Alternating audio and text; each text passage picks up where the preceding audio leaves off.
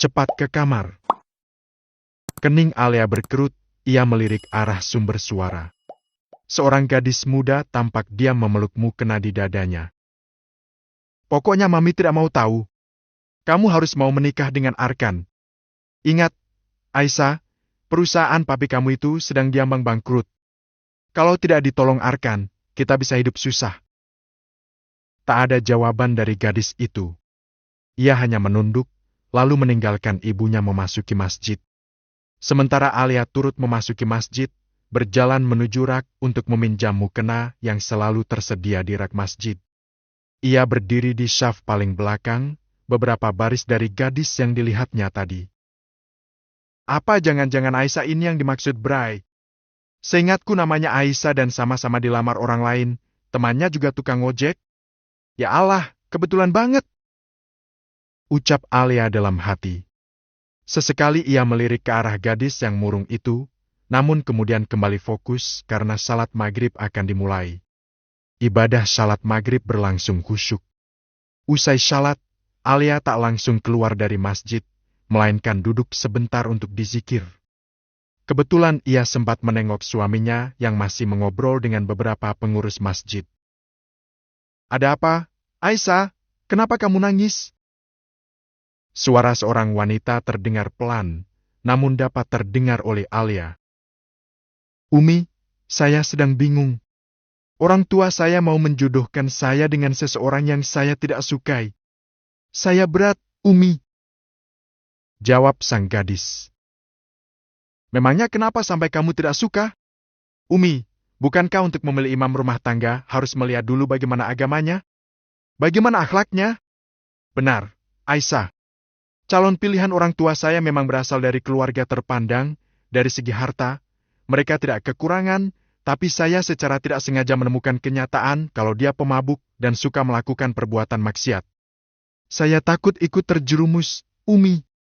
Apakah kamu sudah memberitahu orang tuamu dan membicarakan baik-baik? Sudah, Umi. Tapi orang tua saya tidak peduli karena bagi mereka harta adalah segalanya. Perusahaan papi saya sedang bermasalah dan butuh dukungan. Saya dijadikan perantara melalui perjodohan itu, Umi. Naudzubillah. Pernikahan seharusnya diawali dengan tujuan mulia. Umi, saya punya pilihan sendiri. Dia memang tidak punya harta seperti pilihan orang tua saya. Dia hanya pekerja serabutan, tapi insya Allah bekal agamanya baik.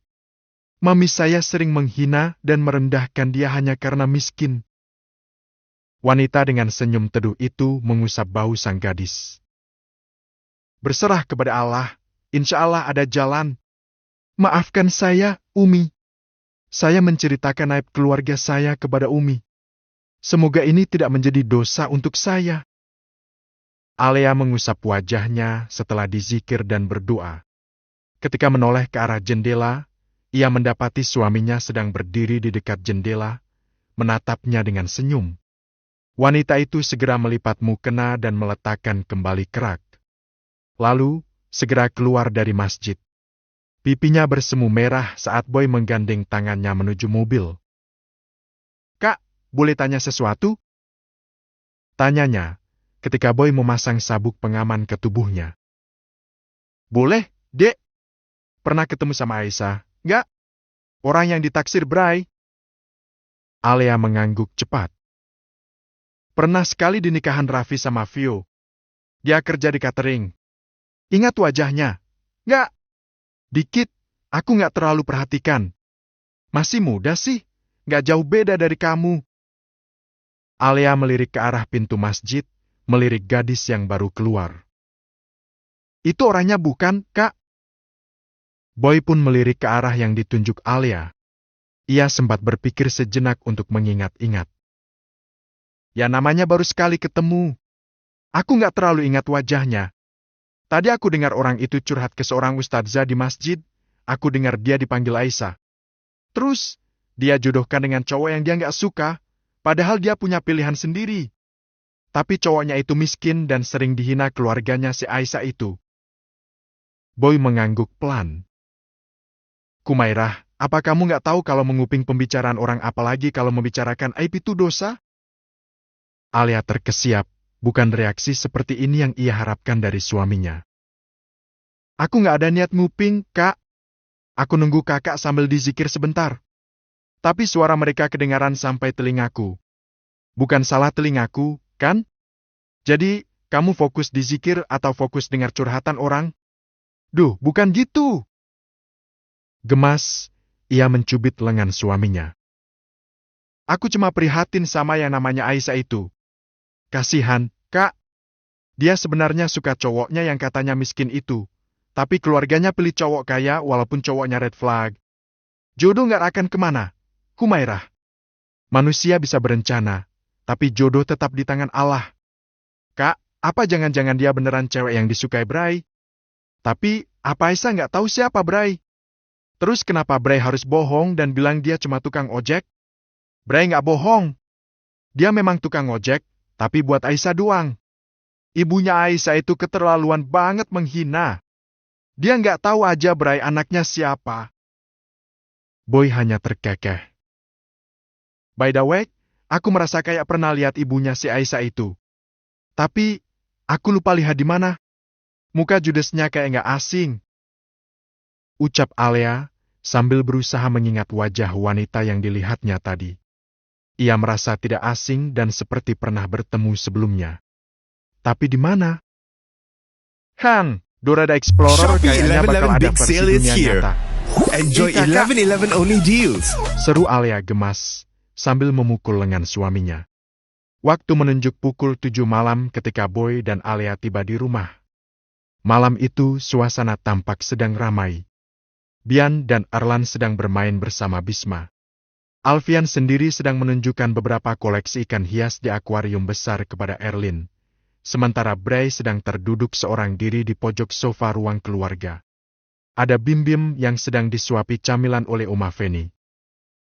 Dari mana nih pengantin baru? Tanya Oma Feni. Habis lihat rumah, Oma. Jawab Boy, memilih duduk di sisi Bray. Alia ikut duduk di samping suaminya. Ia agak penasaran dengan Bray dan kisah cintanya yang unik. Suka rumahnya? Tanya sang Oma lagi. Alhamdulillah, suka, Oma. Jawab Alia tersenyum. Besok jadi pindah? Tanya Alfian menoleh kepada mereka. Insya Allah, Pak. Selepas mengobrol sebentar dan salat Isya bersama, mereka menghabiskan waktu makan malam. Lalu, kembali berkumpul di ruang keluarga sambil menikmati camilan dan teh hangat. Boy sudah ke kamar lebih dulu, begitupun dengan Erlan dan Bian yang malam ini akan menginap di rumah. Sementara Alia masih betah menemani ibu mertuanya menonton drama Korea favoritnya sambil memijat kaki. Belum ngantuk, Nak? Biasanya pengantin baru itu cepat ke kamar. Gurau Aileen. Filmnya lagi seru, Ma. Alia mengulas senyum tipis, pipi bersemu merah. Takut diterkam anaknya Mama. Gerutuan itu hanya berani dalam hati. Terlebih saat mengingat ancaman 5 ronde dari sang dokter. Alia masih sibuk memijat kaki sang mertua saat terdengar nada pesan masuk. Tangannya cepat meraih benda tersebut dan membaca pesan yang baru saja masuk. Ngapain di bawah? Tulis Boy dalam pesan. Temenin Mama. Alia mengirimkan foto Aileen yang berbaring di sofa. 5 menit lagi kamu nggak balik ke kamar, aku hukum 10 ronde.